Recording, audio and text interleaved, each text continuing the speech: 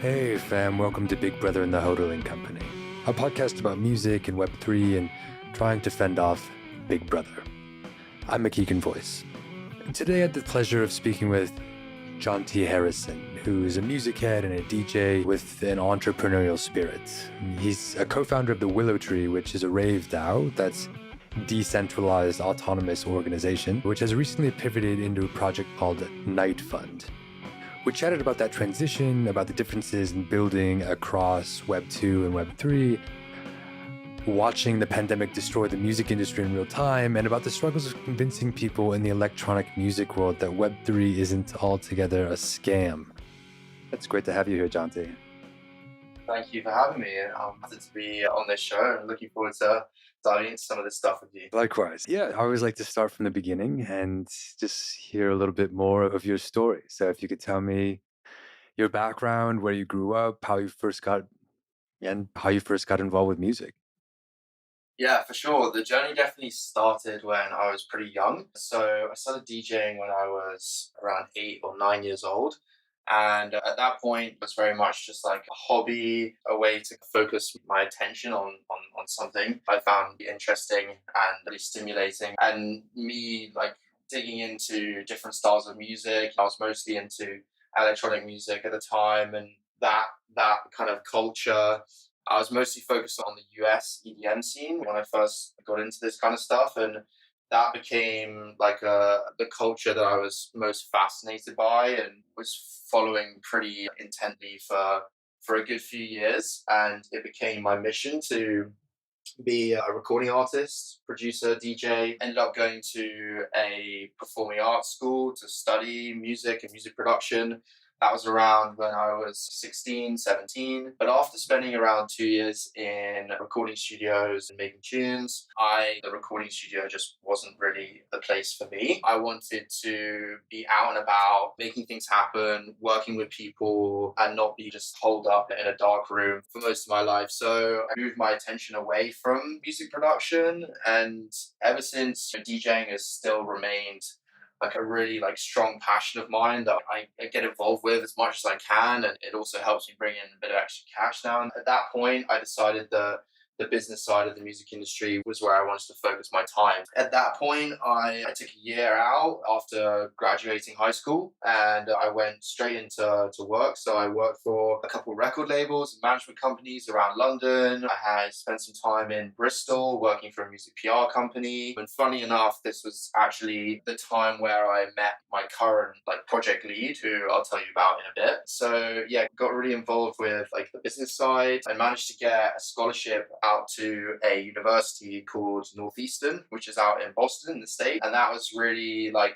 the beginning of the main kind of chapter of my music industry career, or my passion path. And that once I made it out there, the first thing I did was started throwing parties. And these kind of started off in some of my friends' apartments, and then we grew it out of there. We grew a really strong core community of people that regularly attended those apartment parties. Those apart, I actually have to give credit to a lot of my friends that they were going before but when I rocked up to them after a couple of years of them organizing those parties, I was like, okay, we need to take this, we need to find bigger spaces, we need to turn this into something that really like elevates the experience. We want to bring DJs in from other countries. And that's where I started to cut my teeth on the event side. And since then, that's really been my main focus. That was just running some student parties out there. We clocked up a decent number of sales and got some interesting bookings from like around Europe and South America. And then I was moving my way into the agency world because I knew that was like the sort of prestigious end of the events industry, and managed to get an internship at WME. And this was out at their headquarters in LA. So I was really lucky to get this placement. It was everything I could have dreamed of. And then I landed, and within 3 weeks, COVID hit. So all of the kind of work I'd been doing to build up to this sort of career path was then completely tanked. And it was a pretty amazing experience. I was there like at ground zero while if you imagine like being at Wall Street when the global financial crisis hit in 2008, That's what it was like in a music agency when COVID hit. I was literally counting up how much money they were losing from all the festival cancellations. That was my job for the next 3 weeks, which was wild. But then obviously I was obviously like one of the first people to be let go. And so at that point, went straight into I had to move back to the UK and then went straight into a Web2 startup that I set up with a few friends from university. We were focusing on building a membership platform for musicians to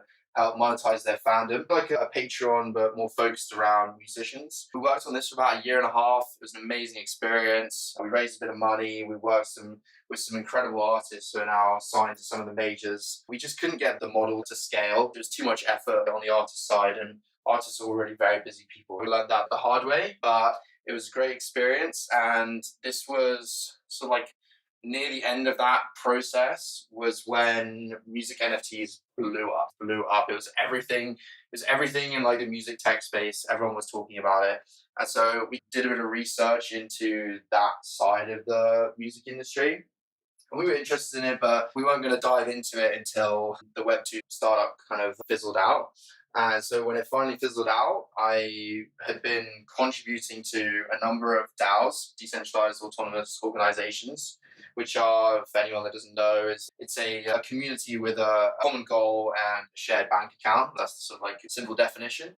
Nice. I was contributing to Float DAO, Seed Club, Protein DAO. These are all like part of the Seed Club cohorts, which are kind of like the leaders in DAO culture, I guess you could say. So I was doing a bit of design work, not really contributing a huge amount of my time, but a bit here and there, and learning the ropes and seeing what was possible.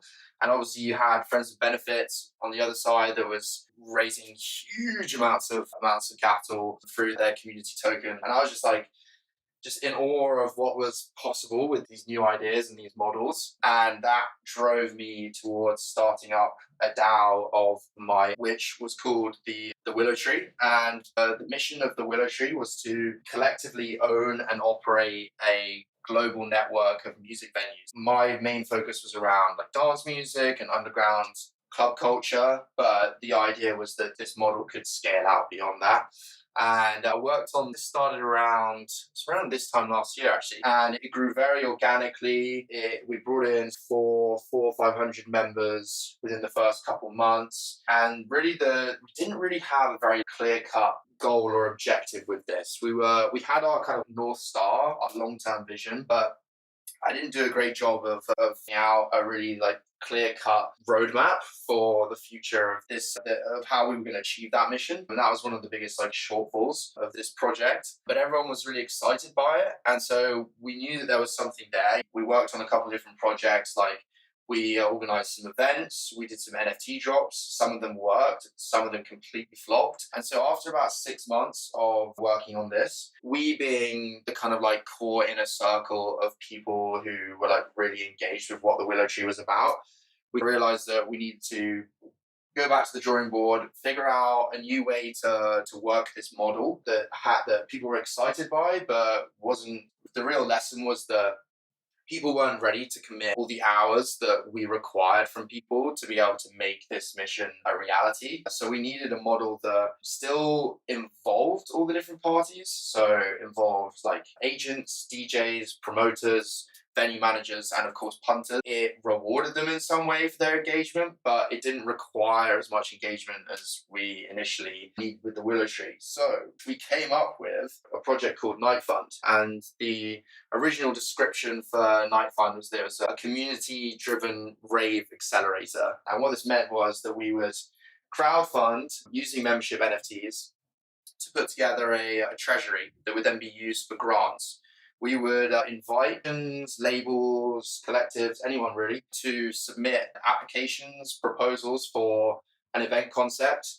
As a community, those who were members could vote on which projects we wanted to support, and then the projects that we selected received grants from our treasury and other types of support.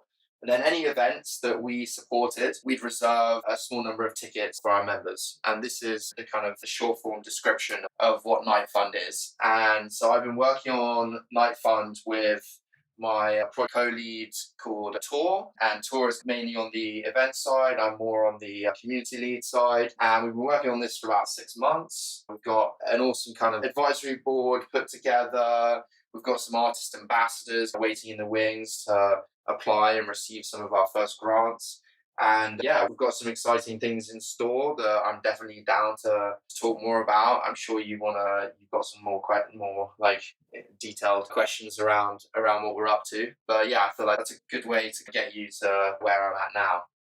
Yeah, no, absolutely. Thank you for diving in. Yeah, I'm curious, taking a step back just a little bit, like, at this inflection point where you were still running the Web2 startup, and it didn't go exactly how you hoped, but we're starting to see there's some of these Web3 mechanisms emerge, like the non-fungible token NFTs.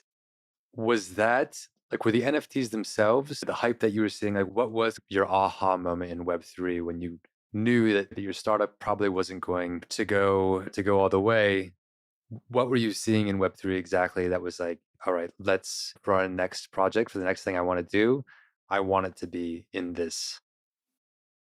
Yeah, for sure. So I think what I was doing in Web 2 is actually quite different from what I'm now doing in Web 3. What I was doing in Web 2, although it was still in the music industry, we were trying to create a tech platform, like a mobile app and a browser based app that allowed artists, and in theory, any creator to as their fandom.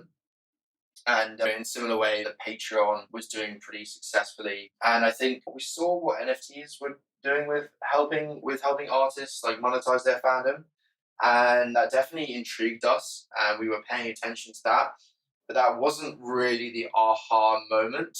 But having said that, the attention that he's brought to Web3 in general was definitely a big driver for the ultimate kind of aha moment for me, which is more focused around DAOs. So I definitely moved away from like the sort of Web 2 platform slash marketplace culture, the more kind of SaaS, but the more kind of like startup-y culture vibes, and much more focused now on what you could call like community driven. You could call them community driven startups, and it's really like my main aha moment was just seeing, I think, Friends with Benefits, who were like this kind of leading social and culture DAO. They were operating in such an exciting way where they could very quickly raise millions and millions of dollars in crypto, and then very quickly scale out their operations to execute various projects, or they could either be like outward focusing projects like media or content, or they could be inward focusing projects like events for their members. And they could do this within weeks. And another example of maybe a project it was focused around purely funding, and there was definitely some shortfalls with this project, but the Constitution DAO raised something like 42 mil in a matter of weeks. They obviously did very well on the financial side, and then you've also got something like Seed Club, which is incredibly well organized. They're a community-driven accelerator, and they support DAO projects from their like inception to launch. A lot of the kind of like leading social and culture DAOs today were born out of Seed Club. And the cool thing about Seed Club is that it's also a DAO itself. So it crowdsources ideas, experience, tech know-how, tokenomics, all this kind of stuff. It crowdsources it from their members, and then funnels that knowledge into new projects. And they have a really awesome token share agreement where they like share tokens. As if you're a standard accelerator, you might invest and take equity.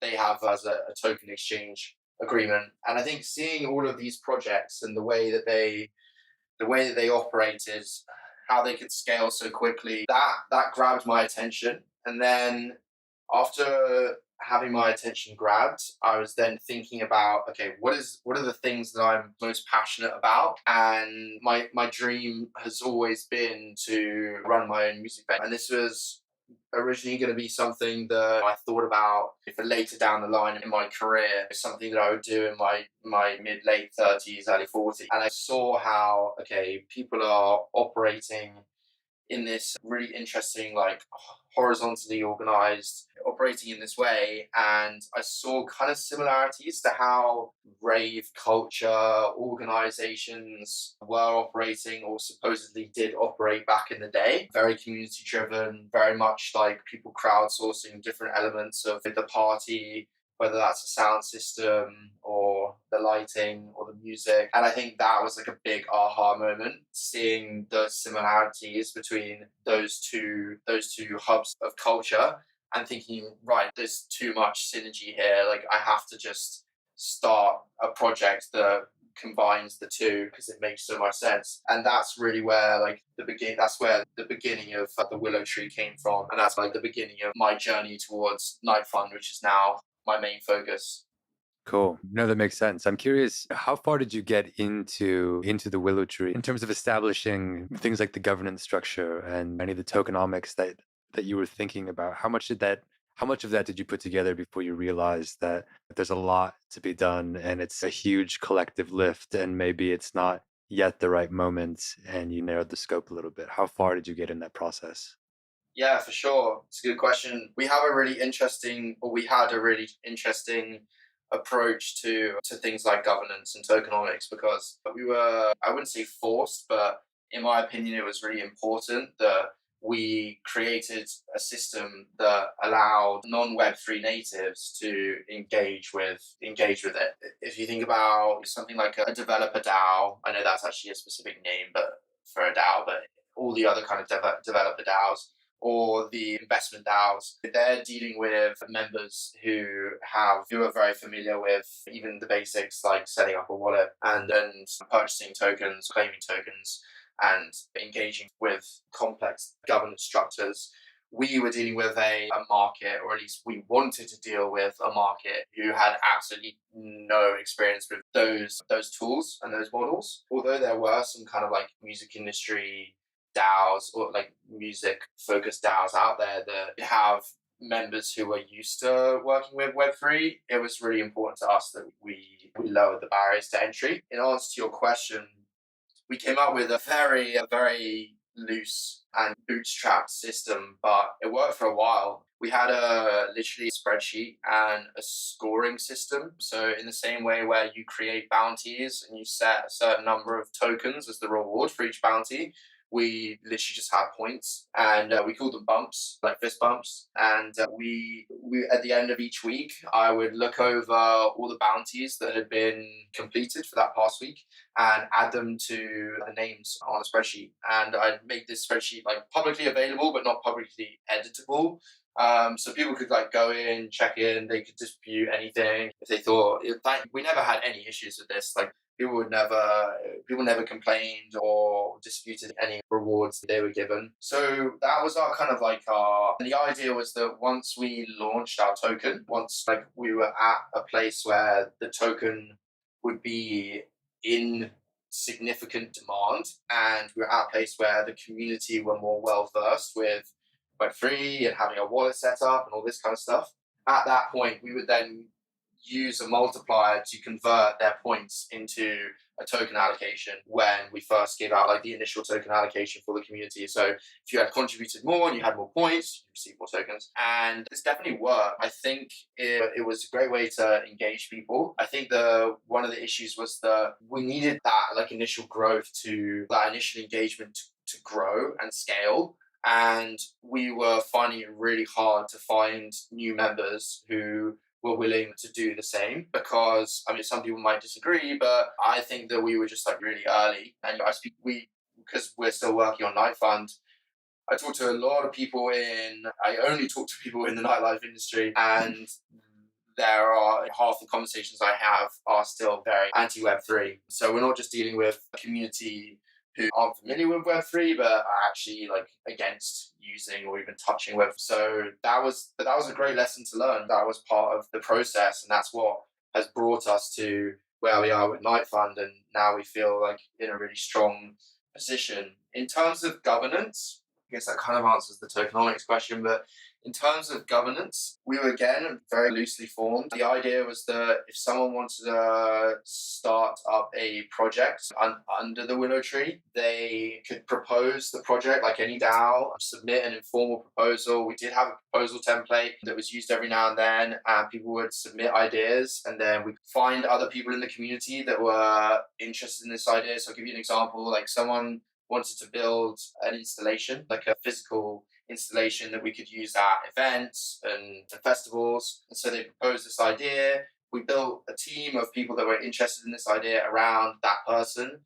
And then we'd use some of the crowdfunded treasury to I guess, invest in some of the materials for that installation. But again, yeah, very loosely formed. I was operating as the community lead, but if people showed a noticeable level of engagement and interest and capability in an idea that they had, then they could rise to the top. And then in terms of the voting system, very informal. It's kind of, I guess, a very lazy majority. It would be posted in the Discord, and we literally had voting based on, because we didn't have a token at the time, we just had voting based on, I think we just had on emoji reacts, and then we had a channel that people could express their views and ask questions. And actually it was really cool when we did that. Like, people really did get in deep with, okay, how's this going to work? Is that really worth the money? Is there a way you can cut costs and all this kind of stuff? And so it worked for us. It did work for us, but I think overall we just needed something that was a little lighter touch. And thankfully, we've definitely been able to develop that with Knife Fund. Cool.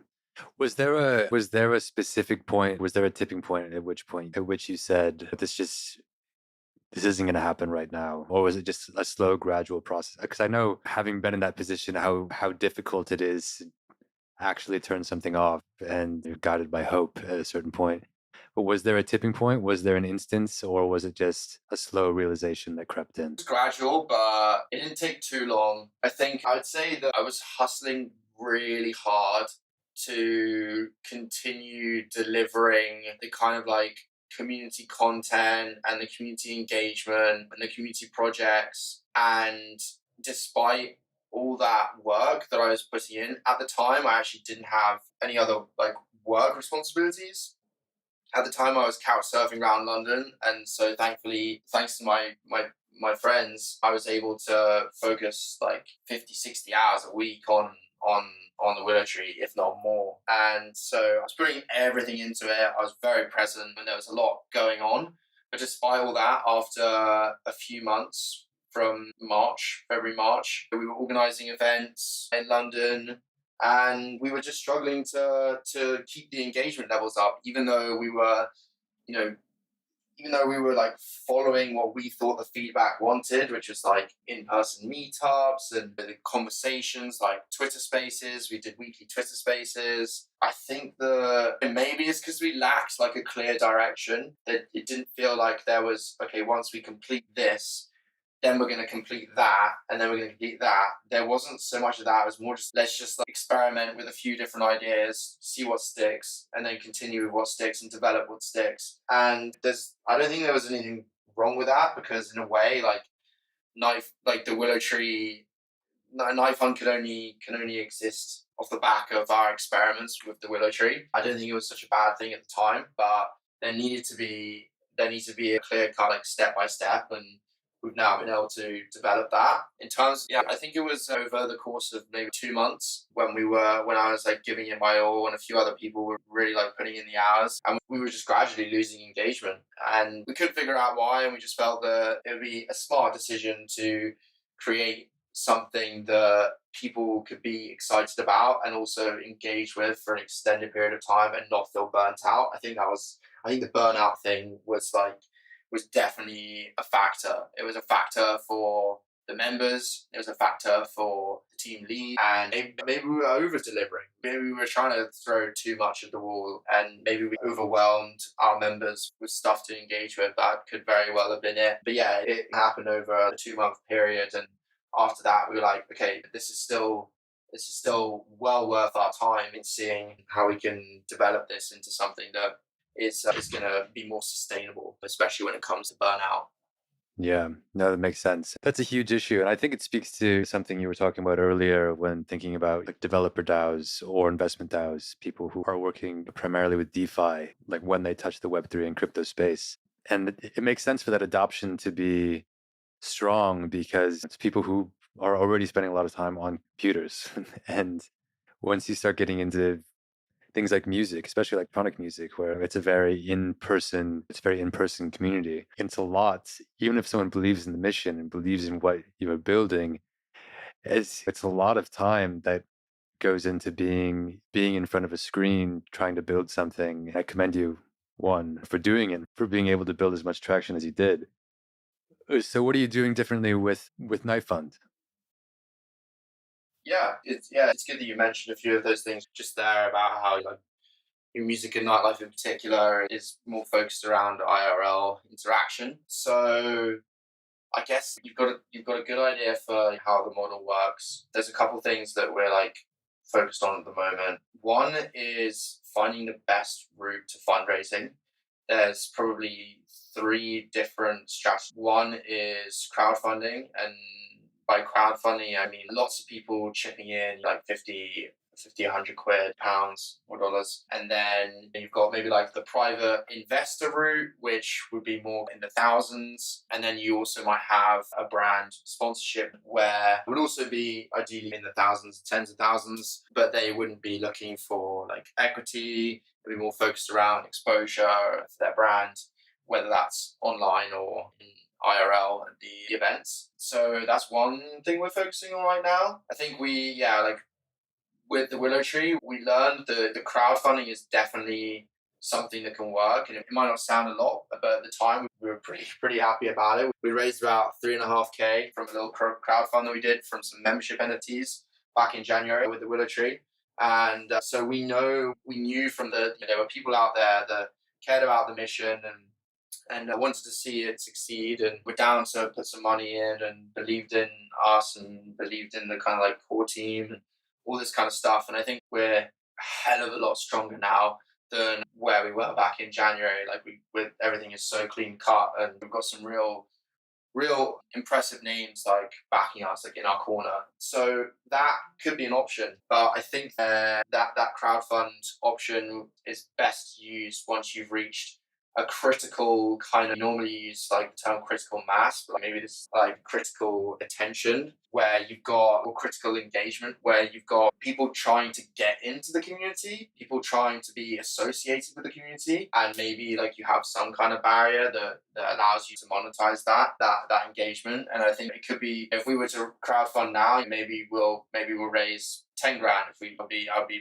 pretty happy with doing that. But I don't think that's necessarily, I'd like to have more in the bank before we announce ourselves to, or make a big splash and then announce ourselves to the world. So that's something like I'd like to pull the crowdfunding option a bit later down the line when we are like more developed, we've got more proof of concept under our belt, we've got more people like trying to be a part of it, get involved with it. And then so we're probably going to focus on a bit of friends and family fundraise, some private investors, and hopefully get us around 30, 40, 50K mark. And that will be our sort of like foundation to launch the first season. So operating in seasons. Each season will be 8, 10 events. We're not locked in. It's based on, we might have a treasury of 30, 40K. Each grant on average might be 5K, so 8 events, but we're not locking ourselves into any specific number. Each season will be around about 4 months, because the way that we're gonna operate is put like a few proposals to a vote every 2 weeks. So we'll have a vote every 2 weeks, and that means that we'll have an event roughly every 2 weeks as well, which kind of spreads things out quite nicely and keeps people like engaged but not too engaged. So like tying back into how like before with the Willow Tree it was like every day.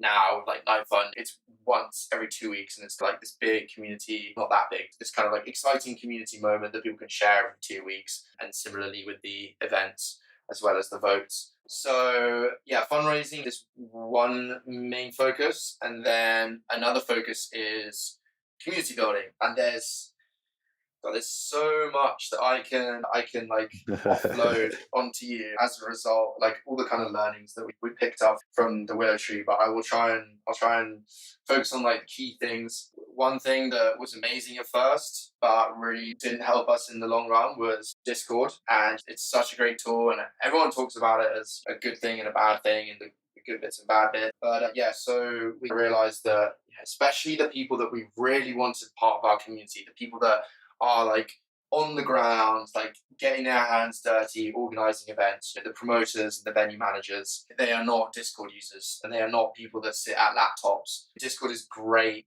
on a laptop. It was built for gamers. It works great for developers and these kind of DAOs. It doesn't work for people that are on their feet all the time, like they do business IRL. And so one kind of main thing that we're focusing on is having two tiers for community engagement. So one being the WhatsApp group. So we'll start out with a WhatsApp group. So we will like grow our community and cultivate our community within a private WhatsApp group to start with, and then we will gradually build in a Discord, layer in a Discord on top of that is there for like more in-depth discussion and brainstorming around night fun, nightlife, different ideas, the voting, whereas that will be much lighter touch. People won't be bombarded by notifications.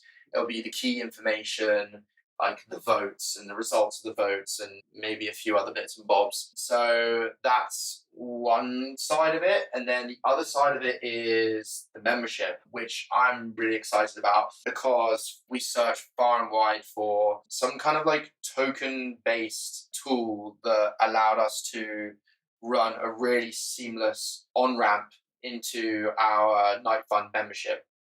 We wanted our membership to be token based, like NFT based, but we wanted it to that we wanted like everything that usually gets in the way of someone engaging with an NFT to no longer be an issue. And there was a few kind of different ideas that we came up with and a few tools that we were looking at, but nothing was really working that great, and everything had its like big shortfalls and like obstacles. And if you use that tool, then you had to bolt on something else. Anyways, one of our advisors, shout out Rory at Bitwax, definitely worth getting him on the podcast at some point. Noted. He sent us a platform called highlight.xyz, and they have built out an amazing tool that basically allows you to run an NFT-based membership using email and password.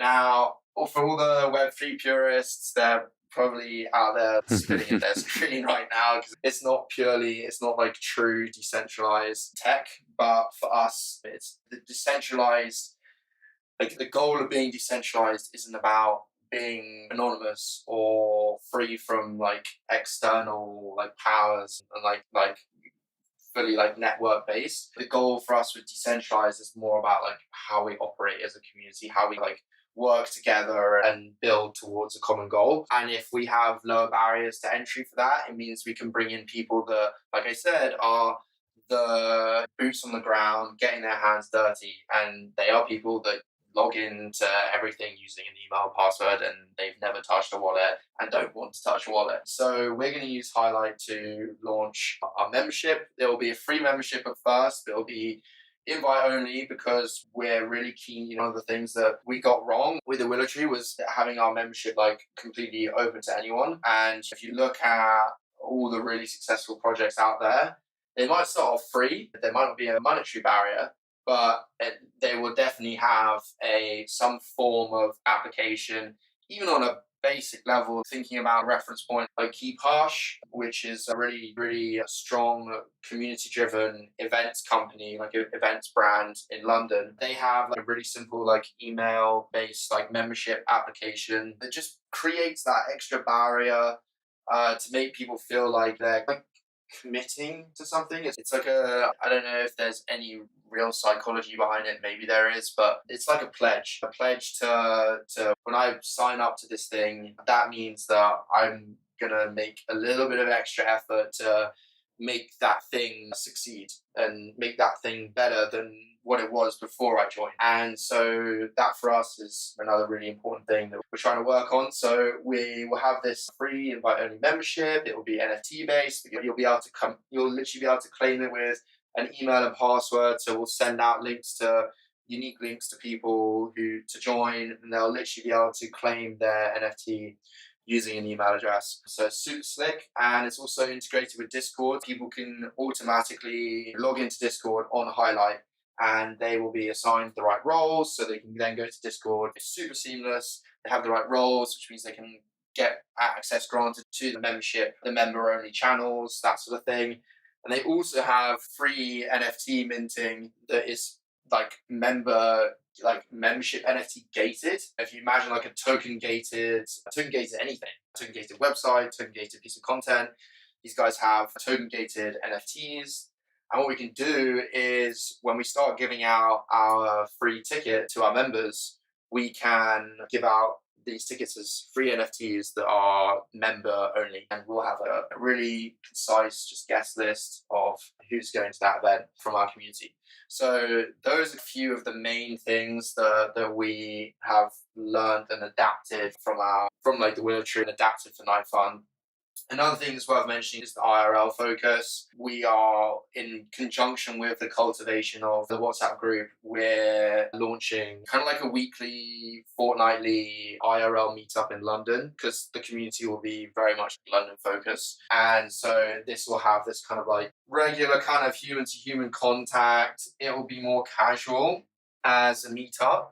And then if people that rock up to the meetup show a certain level of interest in Night Fund, then they'll be invited to the WhatsApp groups. You can even see there's even like a third layer of community like developing there, where you've got people that have never, like, people just get invited by their friend. It's mostly going to be industry people. They'll turn up, they'll have conversations, and then if it feels right for them and for us, then they'll become part of the next layer of Night Fund. So yeah, that's for anyone out there that's thinking about doing some kind of IRL, social culture focused DAO. I definitely recommend thinking about applying some of those ideas to your own thing. Cool, that's amazing. And I love how it seems like you've taken the lessons learned from the Willow Tree and applied them really nicely in a customized way that fits your community. You were talking about decentralization earlier, and people talk about decentralization at times as the end all be all, and it's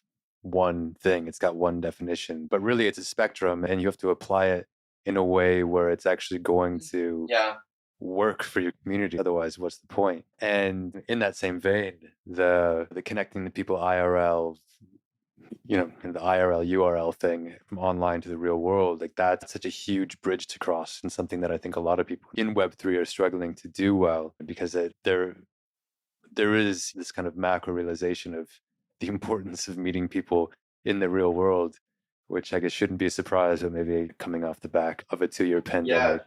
Just quickly jumping in there, like we've learned the difference in relationships that we've developed. So we being for myself, who work very closely and regularly on Night Fund, of course, when we took a long time to look back at the relationships that we developed through Willow Tree and how we met them, how much they engage with the project, where our relationship lies now, whether or not we see them, whether or not we speak to them, whether or not they even send a message on the Willow Tree, anything. And we realized that meeting someone in person made a huge difference. It sounds obvious, but you want to start like a DAO, and you want it to be filled with some people that like are really attached to what you're doing. Of course, there's a space for DAOs that are online focused and in some ways anonymous, because people want to have that layer of anonymity. But I think for us, saw how if we can meet people in person first and with them in real life, build that relationship that way, and then also focus on building a relationship with them on WhatsApp, an online platform that they're really comfortable with, the results are going to be drastically different. And again, it's like you could have, with the Willow Tree, we had 400 members, right? But we only really had the power of maybe 10 people. With Night Fund, with Night Fund right now, like even just at this early like pre-launch sort of stealth stage, we have 10 people, and we have the power of 10 people, and it's just so much easier to manage, and you don't have to be like churning out loads of content or anything like that. So imagine where we'll be when we've got 50 people, we'll hopefully have the power of 40 people. So that's definitely something to For keep in sure. mind. No, that's really exciting. I think it's a good observation. I only have one more question, and I'm curious. Let's say, obviously, the fundraise is a hurdle. It's an obstacle for anyone starting anything, really, is unfortunately money. But say resources aren't an issue. What is your dream rave? What is your dream party that you would love to be able to throw for Night Fun? You can get anybody from anywhere, any DJ. You can use any venue, do whatever you want. It's a good question. There's kind of two parts to the answer. One is that Night Fund exists, and this is how we dream of. This is like our dream existence of Night Fund. Night Fund exists to provide event creators with the financial and creative freedom to put on events that would otherwise be too risky, either for them as an individual or just in general because of the economic circumstances. And I think that we want these events to obviously drive the evolution of club culture. These events are supposed to be really ambitious. They're supposed to change the game of nightlife, break the rules, do things totally differently from every aspect, not just curation, not just things like lighting and design, but even stuff down to accessibility requirements and other ideas around set times, locations. What else are we thinking about? I think that those are some of the main factors or aspects that we want to play around. We want people to play around with. So that's the dream. That's the mission with Night Fund. And then I think if there was an ultimate dream, if we had all resources available to us, it would be less about putting on a specific event and more about creating an entity that sort of stems the tide of the current kind of cost pressures that are playing on event promoters and venues in particular. And if we can get to a point where we can rally the dance music community around supporting the culture, if we could be as impactful, if not more impactful, or as effective, if not more effective than something like Arts Council, but our impact is driven and steered by the communities who actually are at the core of this culture. That's the dream. It's not about a specific amazing experience, although that is what we want to facilitate. The ultimate dream is the kind of impact that we can have on this space. And I think another cool kind of example that we're inspired by is something like the Save Fabric campaign that happened back in, I think it was 2017. The whole world rallied behind this entity. And I think if we can create an organization that gains that level of support and engagement from the global dance music community, we'd be very pleased with that sort of result. And that's what we're shooting for. Cool. I love that dream. Yeah, cool. That's all I've got. I think that's a good spot to end. We'll leave it with the dream. But thanks for the time coming on. Wish you only the best as you push Night Fun forward. Really excited to see what starts happening and where you go from here. Yeah, man. Thank you so much. I really appreciate you taking the time to be interested in what we're up to. And looking forward to keeping you in the loop. And for anyone that's interested, you can hit us up we're on our website is nightfund.org. Our socials are at nightfund_. So if you're interested in these kind of things, or you have any questions around some of the stuff I've been talking about, then please, my inbox is very much open and love to help or find some other people that can share the interests and ideas that we have. But thank you so much again, and look forward to the next few months. All right, best of luck, and talk soon. That's it for this episode of Big Brother and the Hodling Company. I'm your host, McKeegan Voice, and you can keep up with me and all the latest Web3 music trends on Twitter at McKeegan. That's MACEAGON. This show is a production of Decentral Media, and you can visit us at decentral.io, and remember, only you can prevent and fend off Big Brother.